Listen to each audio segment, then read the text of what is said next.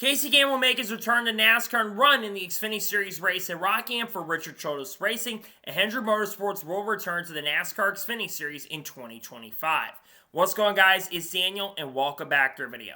We got some NASCAR and other motorsports to discuss here today on the channel. Let's go ahead and just jump straight those really quickly. We're first going to take a look at a ton of paint schemes that have been revealed over the course of the last couple days. Let's go ahead and just jump straight into them. The first paint scheme we're taking a look at is Cody Ware's 2025 American Red Cross scheme that we'll see at the Clash. This scheme looks really good in my opinion. It's a really good thing they're doing over there at Rick Ware. It's a nice looking paint scheme. Looking forward to see it out on the racetrack at Bowman Gray.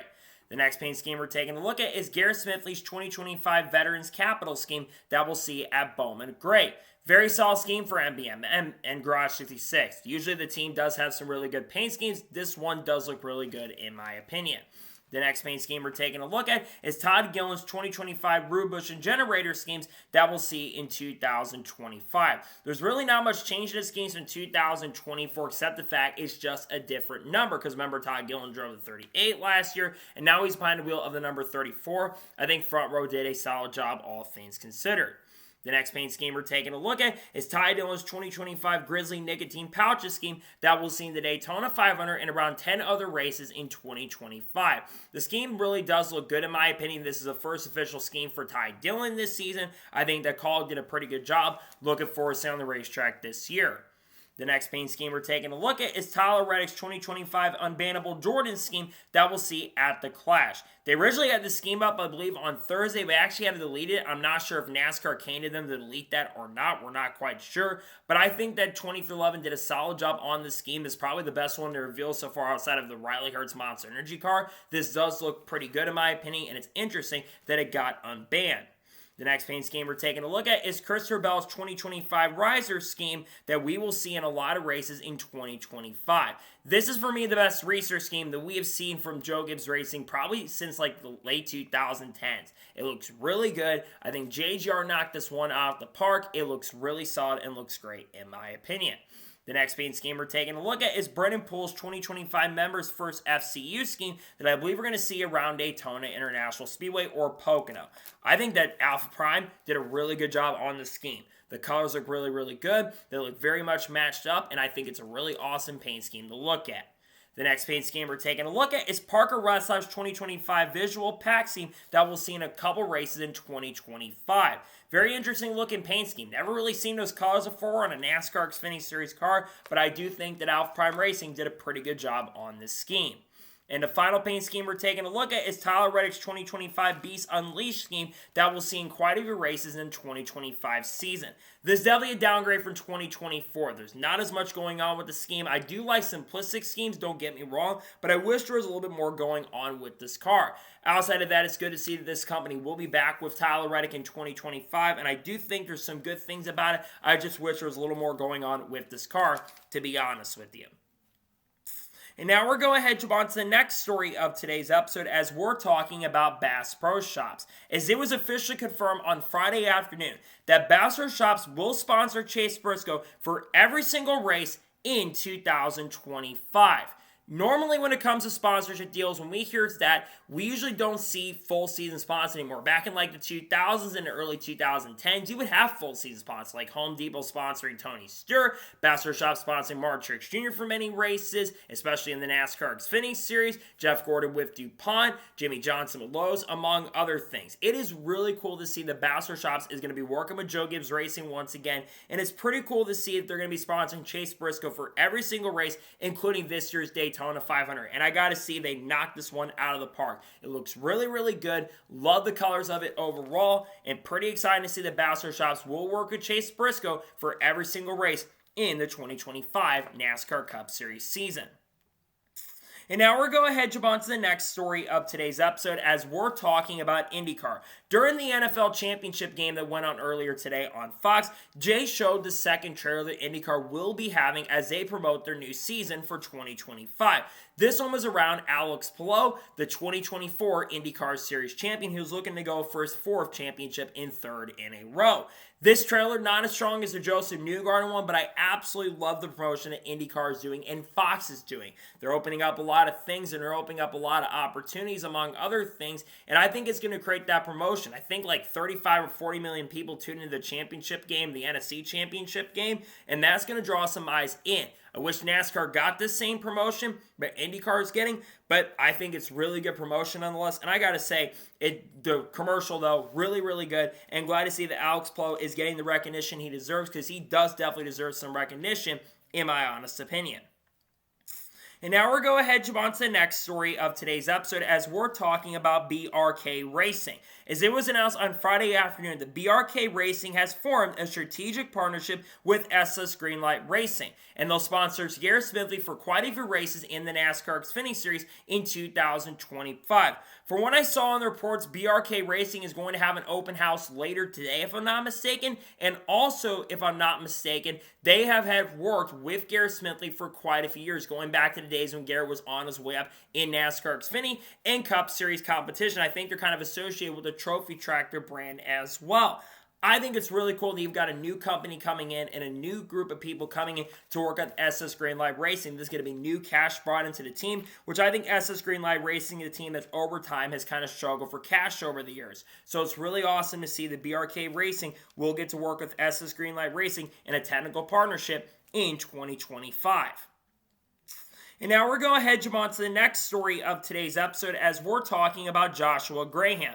As it was announced on Friday afternoon that Joshua Graham will be the crew chief for Daniel Hemrick in the NASCAR Craftsman Truck Series in 2025.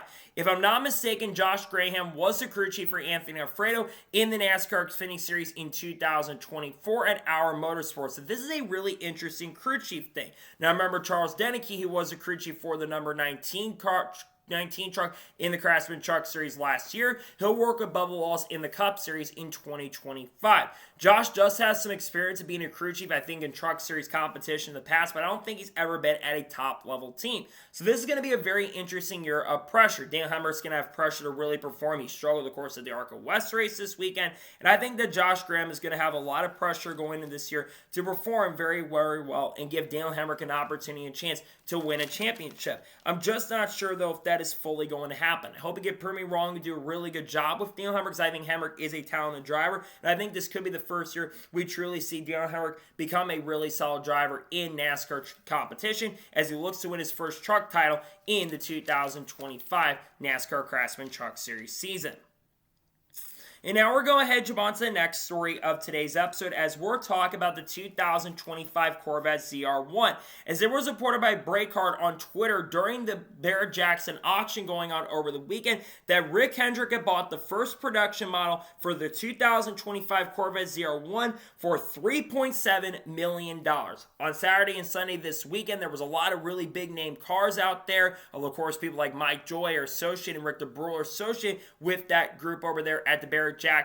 But I think it's crazy to see that Rick Hendrick has a ton of money. And we know Rick Hendrick has a lot of money, right? And he's going to spend a lot of money on whatever he wants to do. If I'm not mistaken, he got the first production Acura NSX, the one that came out in 2017, I'm pretty sure, about 10 years ago. And Rick Hendrick, of course, we know how he kind of came up. He had car dealerships and was doing speedboat racing back in the day. And then he got the opportunity to open up his own NASCAR program in 1984, which was called All-Star Racing at the time. I think the car they got looks really sick. It looks really, really great. And I think it's pretty awesome to see, nonetheless, that the Corvette ZR1 got bought up by Rick Hendrick, the first production one. It's pretty exciting and pretty cool to see that this one got to be done, in my honest opinion. And now we're going to head on to the next story of today's episode, as we're talking about Vente Salis. As it was announced on Friday morning that Vente Salis will join Alpha Prime Racing on a part-time basis in 2025, driving a number 45 car. Vente Salis, for those who don't know, has been in the NASCAR Coke E iRacing series. It's been going on for a very, very long time, and also made a couple Craftsman Truck Series starts in 2024, including in the number 91 McAnally Hilgeman Racing Chevrolet in trucks, where he finished 25th at Worldwide Technology Raceway, and I believe also finished around 20th in his Truck Series debut at Circuit of the Americas. This is going to be the best opportunity Vente has ever had in his NASCAR career up to this point.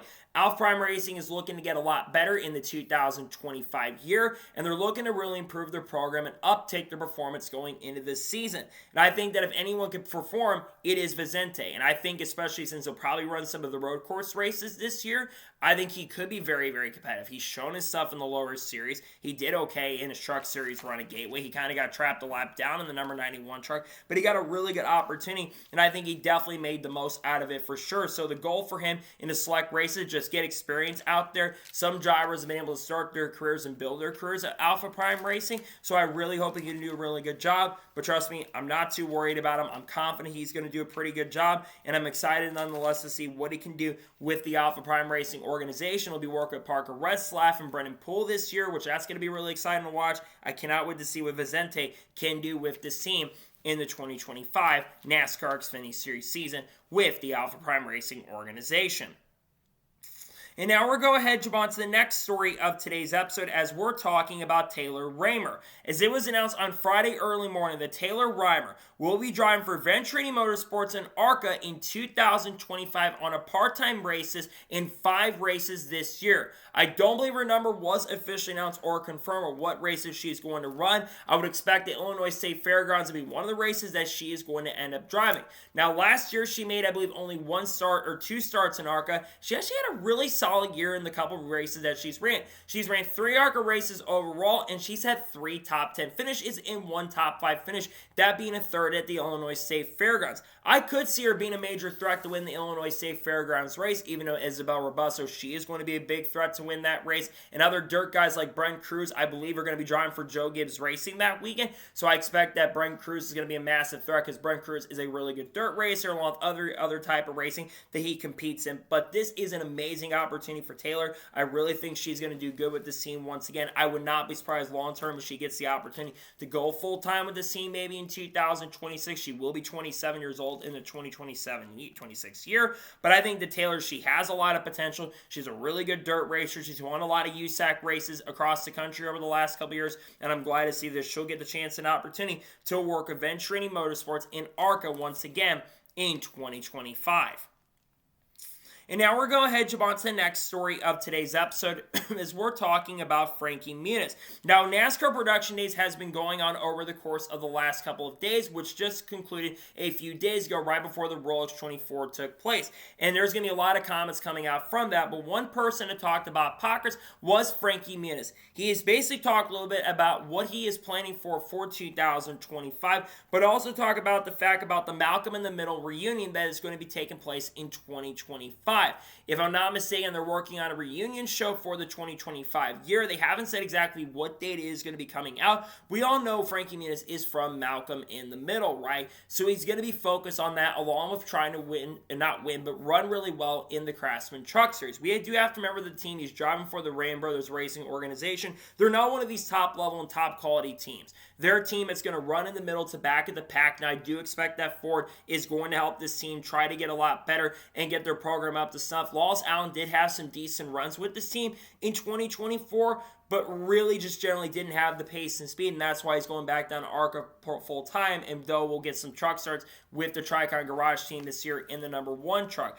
I do think that Frankie will get a couple top 20s due to attrition, because I do think there's going to be a couple races that are filled with carnage, including Daytona and Talladega, which I think there's most likely opportunities to get some good finishes there. So we'll see what Frankie can do this year. I hope he can run really, really well. I'd like to see him have a chance to have some really strong runs, but again, I don't expect him to really set the world on fire this year. I think it's going to take time for him to really get up to snuff and up to par, and I think there's a chance that he could run really good, but I just don't expect it with the team he's driving for. Hopefully, he could prove me wrong and do really, really good, but I'm not sure he's going to set up the world on fire. I think it's going to take some time for him to get this car up to speed. I think there's definitely going to be some struggles coming along the way with this program in 2025.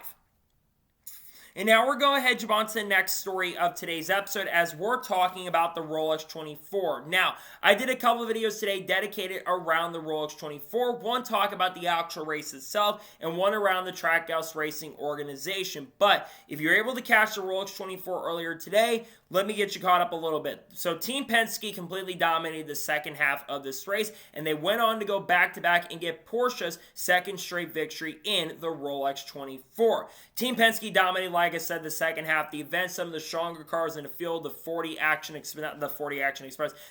Wayne Taylor racing car was really strong early with Kamui Kobayashi was behind the wheel. Unfortunately, he got involved in a crash that was started by Louis Delatraz, and then a bunch of other GTP cars like the 5, the 31, and the 93 also had major issues and got caught up in some pretty big incidents as well. So Team Penske would be able to win their second straight Rolex 24 at Daytona.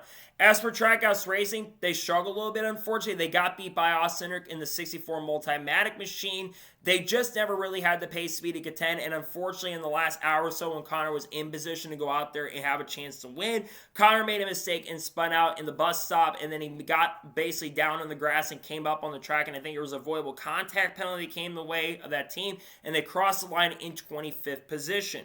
Congratulations to Team Penske on winning the Rolex 24. I would love to see some NASCAR drivers like Kyle Larson, Kyle Busch, Bubba Wallace down the road. Maybe see Kurt Busch cars come out of retirement, or even Haley Deegan down the road get the chance and the opportunity to run the Rolex 24. But again, massive and major congratulations to Team Penske on winning their second straight Rolex 24. And congratulations to Nick Tandy on winning 4 of the major events in IMSA racing and endurance racing across the world as a whole. Massive congratulations to both teams on solid performances and good runs, and good to see Team Penske win the Rolex 24 in 2025.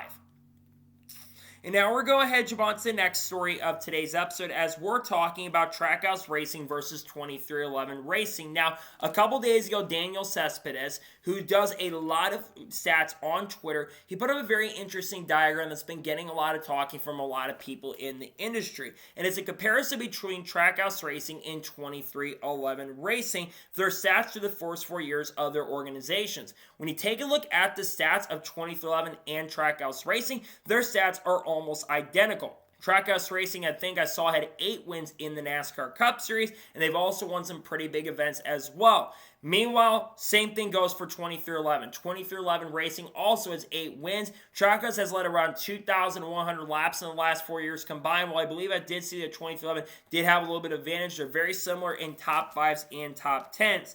These two teams have been 2 of the teams that have been on the up and up in NASCAR Cup competition. Trackhouse did take a little bit of a step backwards in 2024. Unfortunately, just didn't have the overall pace and speed at times compared to 2311 Racing. Even a Ross Chastain probably ran a lot better than where the finishes showed this year. But I do think that Trackhouse and 2311, you think about these teams long term, they're 2 of the teams, unless, of course, the lawsuit really comes into a major effect down the road for 2311. I think these 2 organizations within the next decade are going to have Cup championships. They've got really strong drivers at their programs. Shane Van Gisbergen this year, who's going full-time NASCAR Cup racing. You've got Conor Zillich, who's going to make his Cup debut, which we're going to talk about here in just a short little bit. And I think that both these organizations really have great opportunities and really strong shots to perform at an exceptional level long-term down the road. And I think especially at one point if Hendrick ever drives, kind of loses performance, even though I don't think that's going to happen in the near future with how things are going. I do think, though, the Trackhouse in 2011 are really setting themselves up for really strong performances long-term. They're doing a lot of things that they really need to do, and I think both organizations, the comparisons are very much similar. They've got good drivers over there. Bubba Wallace in 2311, Tyler Reddick, Riley Herbst this year. Overall, I think Trackhouse in 2011 are in a really solid and good position going forward, and pretty good to see that both have very similar stats going into the 2025 NASCAR Cup Series season. And now we're going ahead and jump on to the next story of today's episode as we're talking about Conor Zillich. Now, Conor Zillich has just completed his first ever GTD Pro race of the Rolex 24 he's ever participated in and was a little bit disappointed by his performance overall in this year's Rolex 24. However, he spoke to Bob Pockers at the conclusion of the race, and he says he's very excited about his NASCAR Cup Series debut as Circuit of the Americas. Remember, we talked about this on the channel not too long ago. We talked about the Red Bull partnership with Trackhouse Racing. Red Bull is going to sponsor Conor Zillich as Circuit of the Americas, and he'll make his NASCAR Cup Series debut in the number 87 Chevrolet. This technically will be the Project 91 car going out in the event.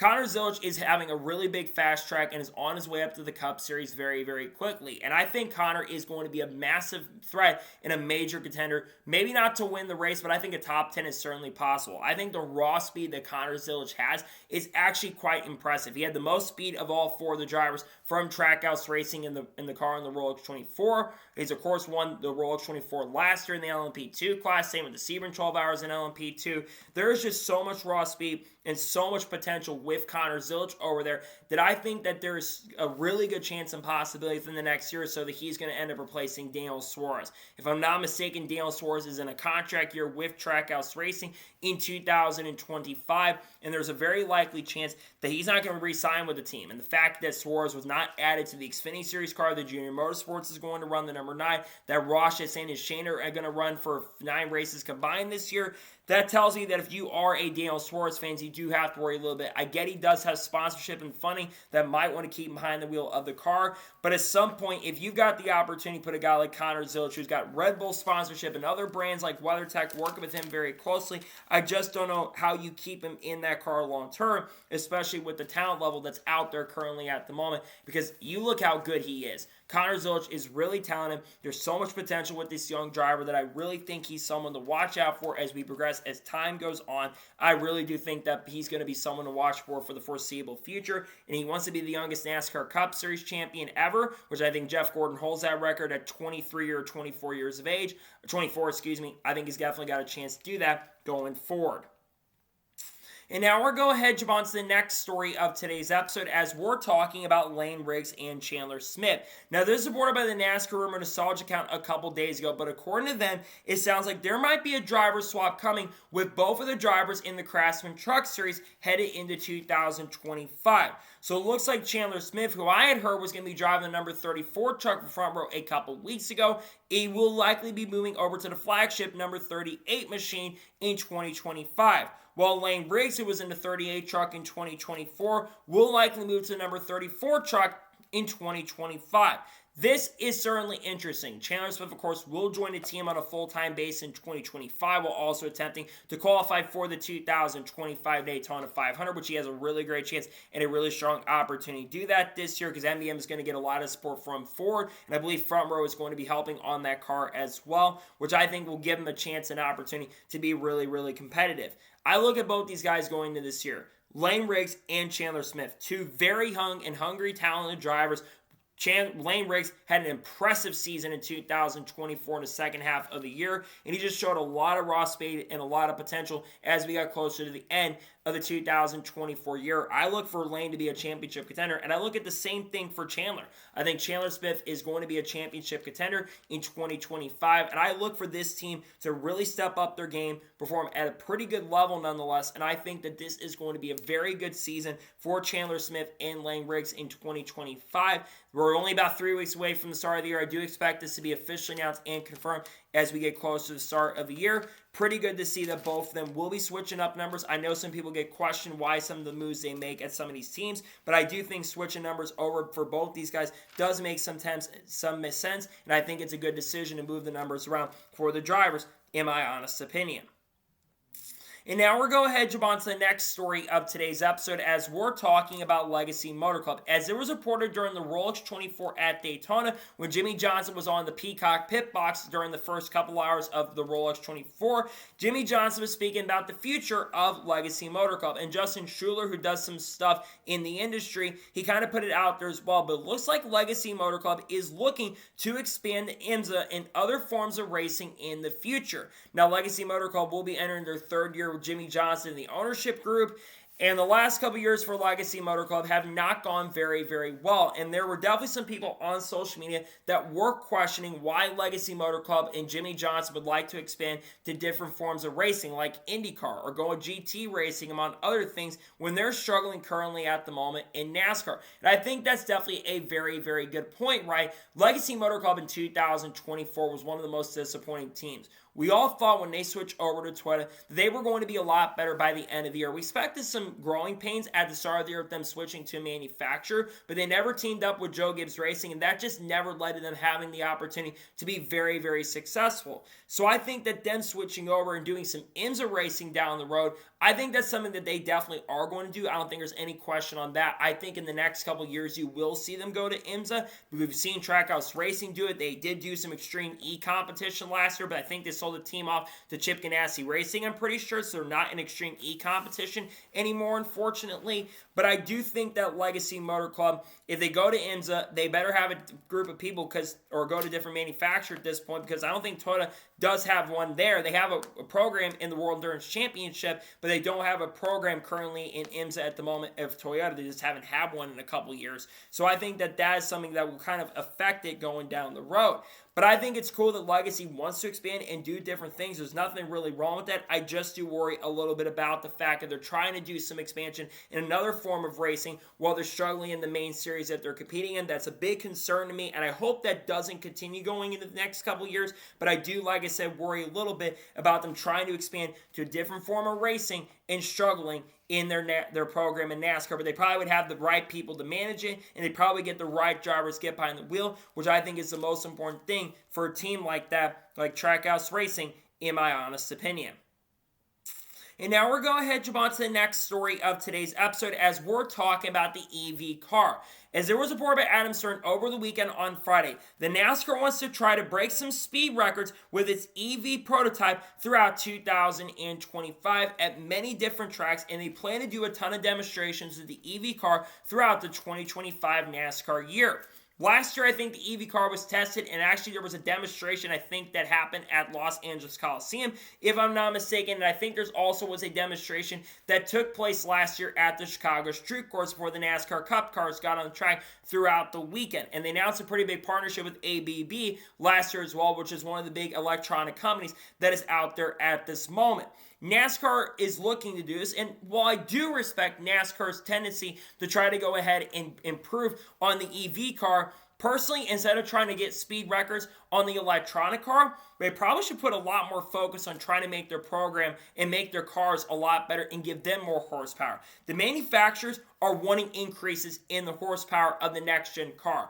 All three of the big engine manufacturers, Toyota, Ford, and Chevrolet, all of them would like to see increases in horsepower in the car. And the fact they're looking to try to add horsepower to an electronic car that's probably not going to have any sort of racing down the road, even though Dana White is seriously interested with nitro cross and nitro circuits, among other things, I just really do think when it comes to the EV car, nothing wrong with trying to do something to make the sport fun and trying to go a different platform. The problem is we don't know where the technology of racing is going to be, and we don't really know where the technology of cars are going to be. There was a lot of talk about electronics being basically taken over completely by 2030, and we're nowhere near close to that at this point. And things keep changing. The grid is unstable when it comes to the car market and the car grid at this time. And I do worry that if we keep trying to put things in different types of cars, which again, nothing wrong with trying to break speed records with this car. This car probably hasn't gone super, super fast at this point. But I think the most important thing is that we need to see the next-gen car get better. There's already been talks and conversations about adding a new Gen 8 car. There's been a ton of conversations about that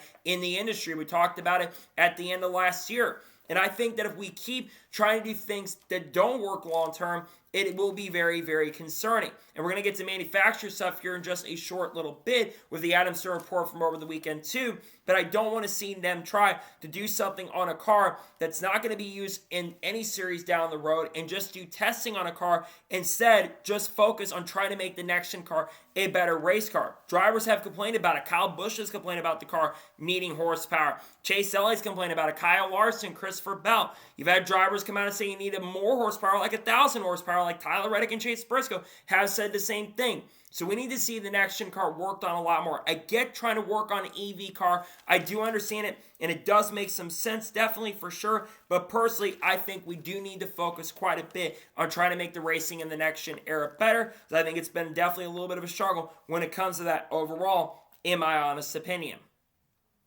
And now we're going ahead and jump on to the next story of today's episode as we're talking about Corey LaJoie. Now, over the weekend, I believe it was on Friday afternoon, Corey LaJoie put out a little bit of a teaser video on his Instagram page and on his Twitter page, also known as X page, and basically put out a tweet indicating that there is going to be potentially a pretty big announcement that is coming on his podcast, Stacking Pennies, on January 27th, which is today. And it seems like he might be teasing his 2025 plans. Corey LaJoie, we obviously know, is not expected to be full-time with Rmer Racing in the 2025 season. As expected right now, you're very likely, we already know that Cody Ware is going to be behind the wheel of the number 51 car for Rick Ware. However, it does sound like that Corey LaJoie may potentially be running at least on a part-time schedule with Rmer Racing in 2025. His name is the current favorite to drive the number 15 car for Rmer Racing. Other drivers we've heard are guys like Sheldon Creed, Harrison Burton, and Sam Mayer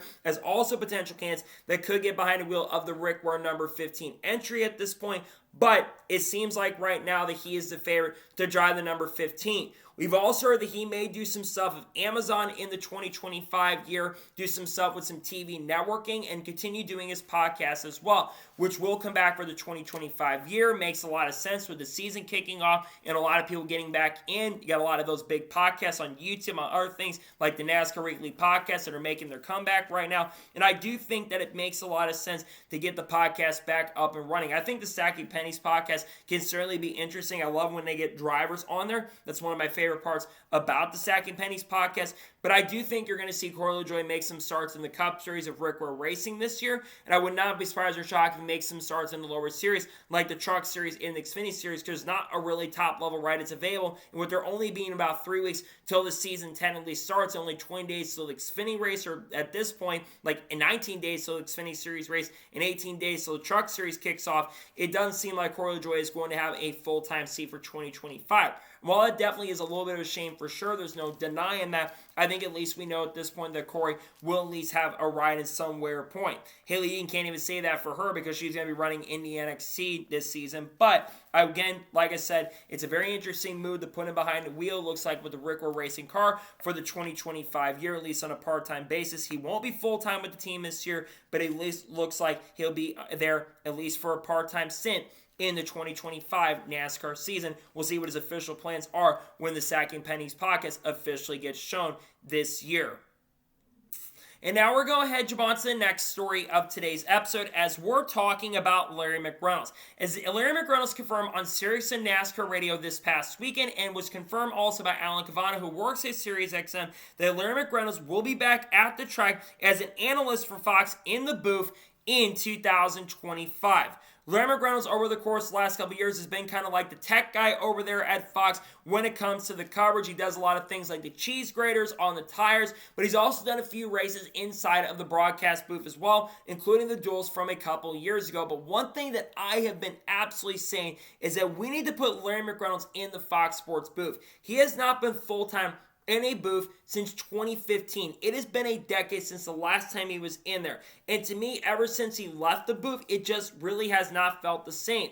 When Larry got replaced by Jeff Gordon in 2016, the booth lost a ton of its chemistry. And it blew my mind at the time while he was not in the booth. Now, what this tells me is there may be 4 people in the Fox Sports booth for the Clash. We know Mike Joy will be in the booth for the Clash, and also he will call his 46 Daytona 500, and Clint Boyer and Kevin Harvick are also going to be in the booth. We saw NBC do this for a few years, where they had a 4-man booth of Rick Allen, Dale Jr., and of course, Steve Letarte and Jeff Burton. So it's worked before in the past, and there's really nothing wrong, even though it can be a little bit overburning. But I think Larry McReynolds, yes, he's getting a little bit up there in age, but Larry McReynolds is still someone who brings a lot of knowledge to the sport and does do a lot of good things for the sport, all things considered. And seeing him back in the booth with Fox, like it should be, is really, really good to see. That is something that never should have changed. There's no reason why that he should never have been kicked out of the booth. He should have always been in that booth, and it blew my mind that they took him out for Jeff Gordon at the time, or at least didn't do some other stuff. And they put Clint Boyer in, which again,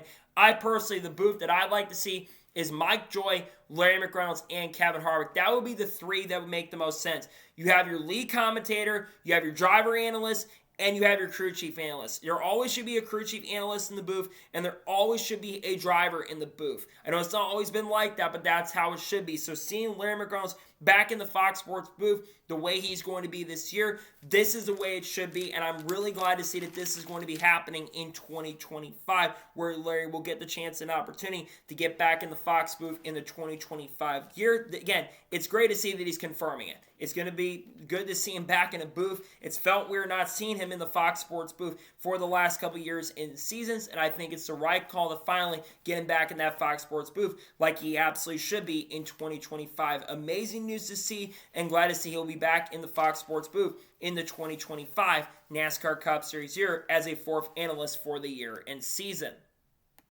And now we're going ahead and jump on to the next story of today's episode as we're talking about manufacturers. As it was reported by Adam Stern over the weekend on Friday, the NASCAR believes its 3 official car makers are satisfied with the return on investment in the sport and remains committed to it, despite the fact that GM, Chevrolet, Toyota, and Ford are all getting committed to Formula One, a rival series that they have at the moment.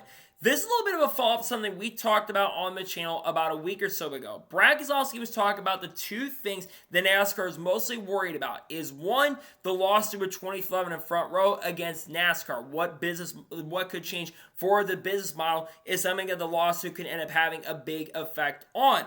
But the second thing is a manufacturer leaving. We've talked about this a lot on the channel. There's been always this rumor about a new manufacturer coming in. First Honda in the mid-2000s, then Hyundai potentially coming in very recently. And then you have the word and potential possibly of Dodge coming back a couple years ago. And RFK apparently had been talking to Dodge back as early and late as 2022 going into early 2023, but those deals had fallen through. There was a massive amount of talk about Honda potentially coming in throughout 2024. That never really ended up happening, and it would have had to been approved by September 20th if they wanted to come in 2026. So the earliest we could see a new manufacturer come in is 2027.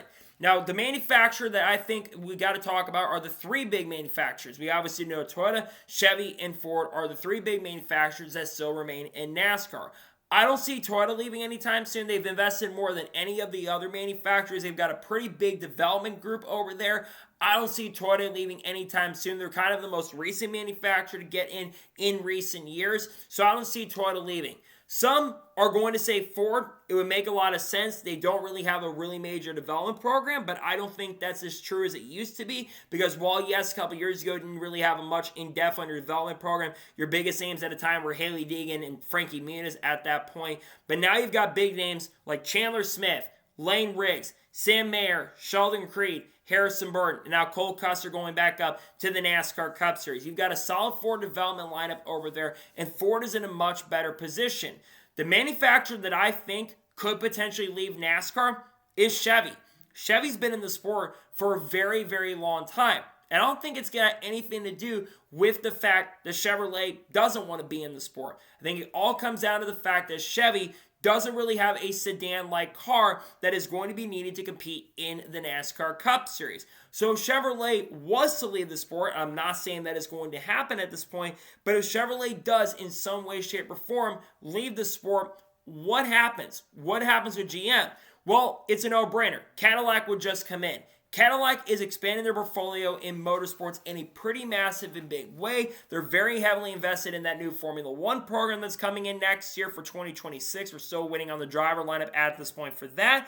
But I do think that Chevy is the one manufacturer that I am concerned about. But when I hear things like this from Adam Stern and I start seeing some conversation about potential manufacturers leaving, I do get very concerned very, very quickly. Because you don't want to see manufacturers leave. We want manufacturers to come into the sport. We've talked about growing and growing and growing when it comes to manufacturers coming, as that's the goal of the next-gen car. If we lose a manufacturer down the road, that is going to be very, very concerning. I don't know, and I don't think that will happen, at least for now, and I don't want that to happen because it would be a very bad day for sport if Chevy, Ford, or Toyota leave, but it could definitely still happen, and it's definitely a little bit of a concern for sure, in my honest opinion.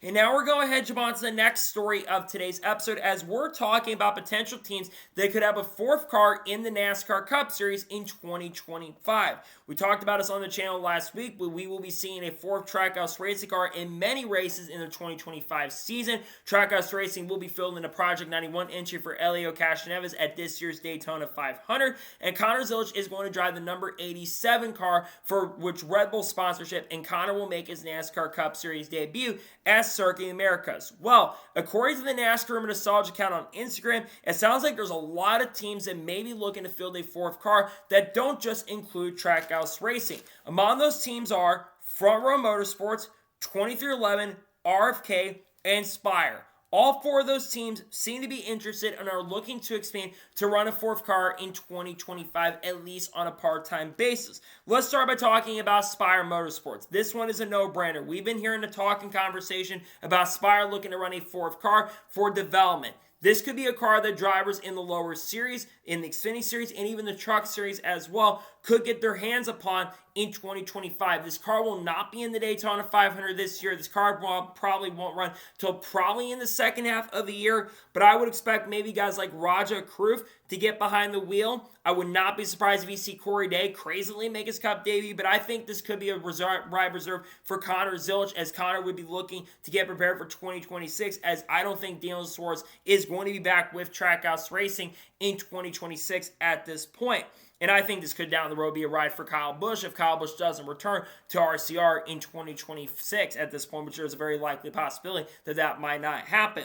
Let's move on to RFK Racing. RFK, of course, is expanding to a three-car operation in 2025. That, of course, will be driven by Ryan Preece, the number 60 machine, and then you got Brad Keselowski and Chris Buescher. The big question is, who would drive this car? No-brainer to me is Cam Waters, right? Cam Waters, I think, is interested in coming back and racing NASCAR. He made multiple starts in the Craftsman Truck Series for Thor Sport Racing, and he ran a Cup start at Sonoma. It didn't go so well. He got caught up in an incident in the middle portion of the race. Really not his fault. Unfortunately, got caught up in a big wreck.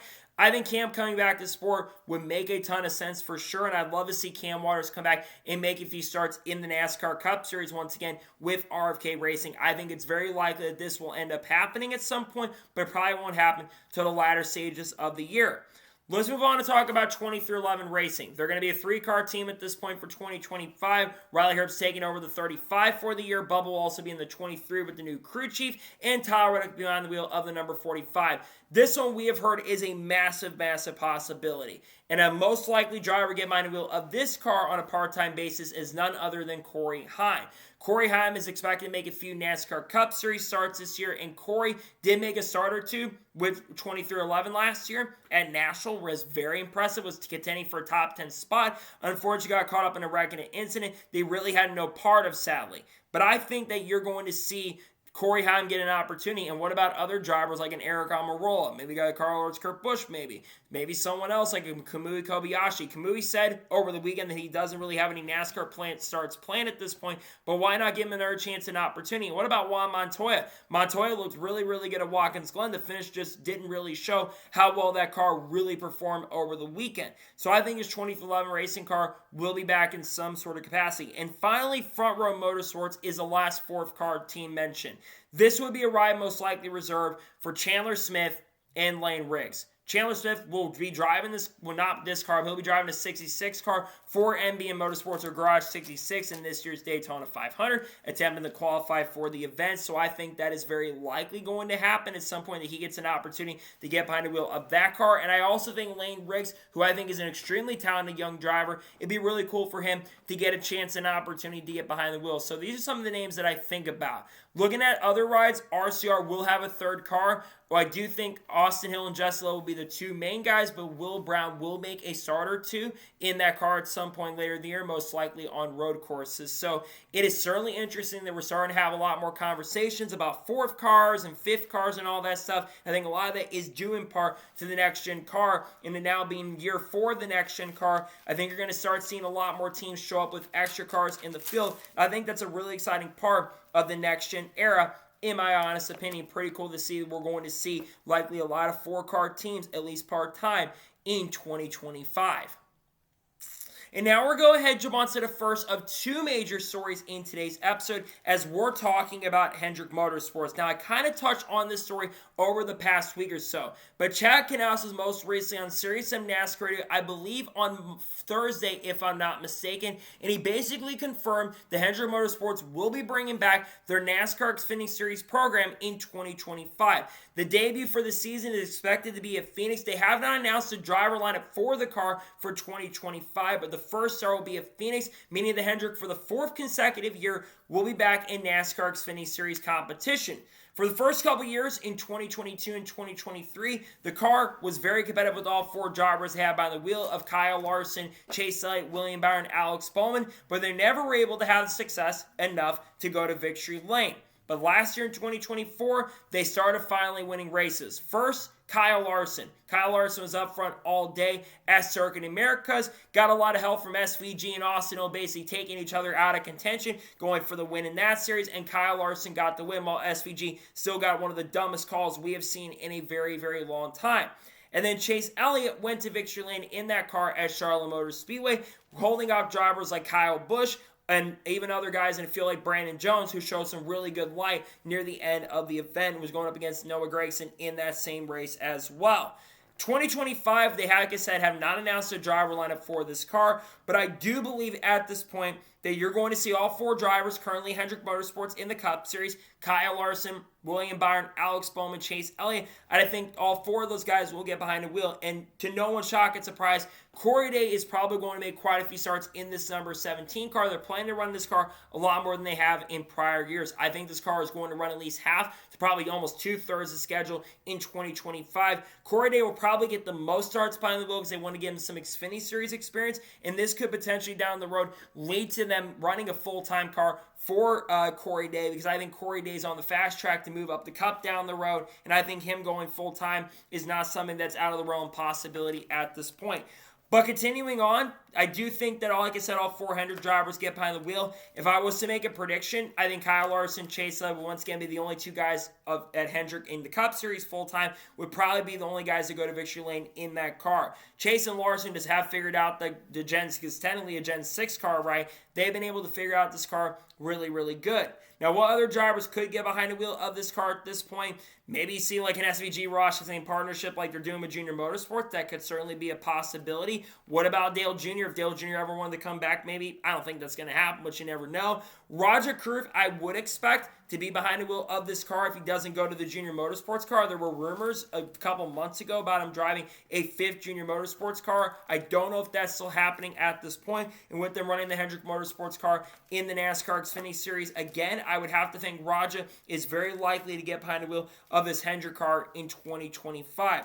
But I like seeing more competitive cars in the field. Hendrick Motorsports is a team that has a really long history, the winningest team in NASCAR Cup competition. They've still got the longest streak of winning years. I think they've won every year since 1984. They're going for the 42nd consecutive season of going to victory lane, and they've just been a team that's had a lot of success, and they've been competitive. They've won races with drivers like Jack Sprague in NASCAR Xfinity competition. Kyle Busch, before he left Hendrick Motorsports, he was a development driver for their program, and they weren't really having much development in the series in recent years because they've been focused on trying to get their Cup program up and stuff, among other little big projects they've been working on. But they've got a good group over there. I would expect Greg Ives to be the crew chief on that car. Greg Ives has generally been the crew chief of that number 17 machine, but probably Kevin Mendering, who I believe is still over at that program at this point, I would think he would also be one of the crew chiefs at some point, probably for Kyle Larson. I think he was Larson's crew chief when they ran a Circuit Americas last year, and Larson and him had really good chemistry in the select races that he ran.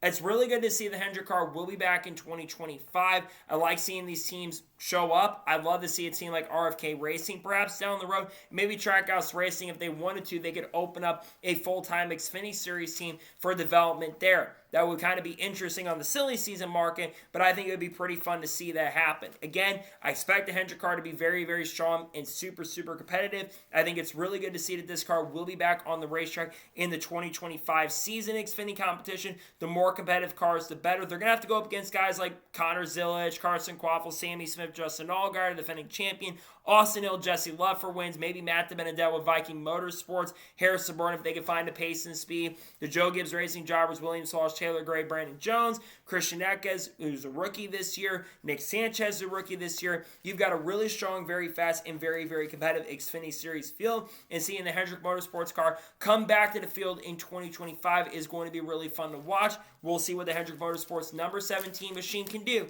in the 2025 NASCAR season. We'll see how they can perform.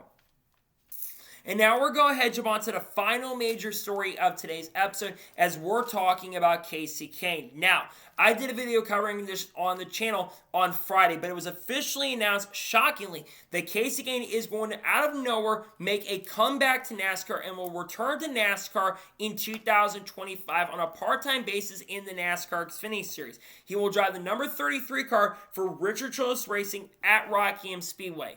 This is going to be the first start that Kasey Kahne has made on the national level since 2018 when I believe he ran the Southern 500 for Levine Family Racing. Kasey Kahne a couple years ago had expressed interest in coming back to the sport in 2023 during the memorable stuff for the drivers who made the top 75 list at Darlington. For the top 75 drivers, Kasey Kahne, of course, who was one of the best drivers in the 2000s, it was a no-brainer to put him back in the top 75. Kasey Kahne is going to be going to a track where he has been extremely competitive at. While he's never won their NASCAR Xfinity Series competition, he will basically participate in the test. He is going to be in a very competitive car. We've been very critical of Rich Childress Racing's NASCAR Cup Series program. Kyle Busch struggled at times, though he had some really strong races at the end of the year, was never able to go to victory lane, and Kyle Busch had his first winless season as a driver in the Cup Series since he was started going full-time in 2005. And then he had Austin Hill, and while he got that win at Richmond, it was still a pretty big struggle. Continuing on, you look at their Xfinity program. Their Xfinity program has been very, very strong. Austin Hill picked up 4 victories, including 3 Super Speedway wins and a win at Homestead Miami Speedway, which propelled them to making it to the Championship 4. And then you have Jesse Love, a hotshot rookie. Picked up a win at Talladega in the early portion of the year. Could have won a few races. That Atlanta race early in the year that Austin Hill ended up winning. Jesse Love dominated, led basically almost every single lap, flag to flag at that point. And then, of course, you do have the third RCR, the car that did show up last year that was also very, very competitive. Now, what are the expectations for Kasey Kahne going into this race? I think Kasey Kahne does have a very legitimate chance to go and win this race. The RCR cars, like I said, in Xfinity competition are very, very strong. But the Xfinity field is also going to be very, very competitive. So while I think he is going to have a fantastic chance and a very strong opportunity to definitely go to victory lane, he's going to have a lot of things to do because it's been 7 years since he's been behind the wheel. Kasey Kahne, in my opinion, is a borderline NASCAR Hall of Famer. I think he won 18 NASCAR Cup Series races. And remember, in only his second NASCAR Cup Series start at Rockingham, we all remember the incredible finish between Matt Kenseth and Kasey Kahne. And we all remember Jamie McMurray being back there. Which, speaking of which, can we please get Matt Kenseth, Jamie McMurray out of retirement to run the Rockingham race to see if that could happen? That'd be cool. I know Martrex Jr. is certainly interested in running the Rockingham race. So let's make that happen at this point, please. But in all seriousness and all honesty, it's been such a crazy year in 2025. And Kasey Kahne coming out of retirement to race in NASCAR. Yes, he's been active on the racetrack, right? He's been running full-time in the High Limit Series and is back there for the 2025 year. And he's been very competitive in the High Limit Series. And it's been quite a bit. His average finish in the Craftsman Truck Series also is phenomenal. I think it's a 1.2 average finish with only one finish outside of not winning. And that was a second-place finish at Pocono in 2010. Kasey Kahne is a driver that was always super, super competitive when he raced in the sport. I know the end of his NASCAR Cup career, when he was a full-time driver, did not go as smooth as I think he really wanted it to go, which was a shame because Kasey legitimately had a great career going. I go all the way back to 2014 when he started slowing a little bit in performance, but it's not like Kasey all the way slowed down. He showed some glimpses. He had the fastest car in the Breakout 400 in 2014, and there were races occasionally in the mid-2010s where he really started uptaking in performance and started performing at a very, very strong note. So I think Kasey Kahne does have a great opportunity here. I think minimum he will get a top 10 finish and maybe even a top 5. I don't know if he is going to win the race because the competition is very tough, and we're probably going to have Cup guys in the field that are going to running. I don't expect Kyle Larson to be one of those drivers, but we may see Kyle Busch get the chance and opportunity to run this race at some point in Xfinity competition. Well, that's not true because the third RCR car is driven by Kasey Kahne. But I think you're going to see a lot of Cup guys try to attempt this race as well. Even though it's a one-off week for the Cup Series, I think some drivers just don't care, and they're going to want to take that chance and opportunity to be in a competitive car if they do have the opportunity to get behind the wheel of a competitive car. I just think seeing Kasey Kahne come out of retirement, which we were not expecting, is really phenomenal to see. And it's great to see, too, another competitive car on the racetrack with the 33 car showing up. We want to see as many competitive cars out there on the track, and the more competition they can get, the better it is for the sport. And I think this 33 car will be super, super competitive. You never know. It might be the 3 RCR cars that are battling for the win. It may be those 3 guys that are the ones going up there. It may not be a Junior Motorsports car, even though I do expect the Junior Motorsports cars to be super fast and super, super strong. But I think it's just incredible to see a legend of the mid-2000s, a driver who, while some will say didn't live up to the potential, did show a lot of promise. And why is this such a big deal, too? Because he's actually going to be at that open test that's going to be happening tomorrow. But another big reason is because it's going to create ticket sales. Seeing a name like Kasey Kahne, who has not been around for a long time, showing up at Rockingham is going to bring a lot of people in. And the more of these older names you can bring out to the track, and the more big names you can bring out is huge for Rockingham. They have massive ambitions to bring back NASCAR Cup Series racing at the track. And I think that having a big name like Kasey Kahne showing up will attract some of that crowd. Hopefully people that do buy a ticket and people that are saying they want to be at the track, I really hope they can show up and support with their money. That is the most important thing you can do as a fan, right, is you can go out there and support the sports that you love and support by spending the money out there. That's the big thing for me, is I really do hope that fans that are interested in going to the Rockingham race, which I definitely would love to go, unfortunately I don't have the money to go to the race, but I think it's great that fans are interested. There's a lot of people who are planning to head to Rockingham, and I think that's really, really exciting. So, again, just phenomenal to see that Kasey Kahne is going to be coming out of retirement, just out of nowhere, right? We weren't expecting it at this point, but I think it's really cool that Kasey is going to be in a very competitive car. Will this be the only time Kasey races? Who knows at this point? He could run a few more races down the road, but it's pretty cool to see that he's coming out of retirement. Maybe down the road, Kurt Busch could come out of retirement. Who knows at this point? But nonetheless, really cool to see that Kasey Kahne will be coming out of retirement and racing at Rockingham in the NASCAR Xfinity Series in 2025. So, that is going to be today's NASCAR news and motorsports news episode. I want to thank you guys for watching. Please subscribe to the channel, notifications on, so if I win a video, it does go live on my channel. Follow me on Twitter, Facebook, and Instagram, and support me on Patreon as well. Let's go below that and comment your thoughts below on today's episode. What are your thoughts about Kasey Kahne coming back and racing at Rockingham? Let me know your thoughts in the comments below. And what are your thoughts about Hendrick Motorsports being back in Xfinity competition? Let me know your thoughts in the comments below. If there's any major news that does break throughout the day, we'll discuss here live on the channel. If not, the next time you'll likely see me, we'll be doing the entry list for the Cookout Clash at Bowman Gray Stadium. If there's any major news that breaks Tuesday, we'll drop it there. Wednesday, there should be a NASCAR news video dropping. Thursday is going to be race picks for the Cookout Clash. Friday is going to definitely then be the basically a NASCAR news video. Saturday, we'll be doing reactions to heat races. And Sunday, we'll have the race to be for the Cup race at the Clash. We've got content of people like Haley Dean Carlos, Kurt Busch, Shane Van Gisbergen, and Bubba Wallace coming soon. Kyle Larson, Kyle Busch, Ross Chastain, Chase Elliott, M&M's as well. Other big companies like FedEx, all that good stuff. Brad Keselowski, Conor Zillich, Junior Motorsports, all this stuff will be coming very soon on the channel. So anyways, like I said, I want to thank you guys for watching today's episode, and I'll see you guys next time for more awesome NASCAR content and other motorsports content on the channel like this. Take care, everybody.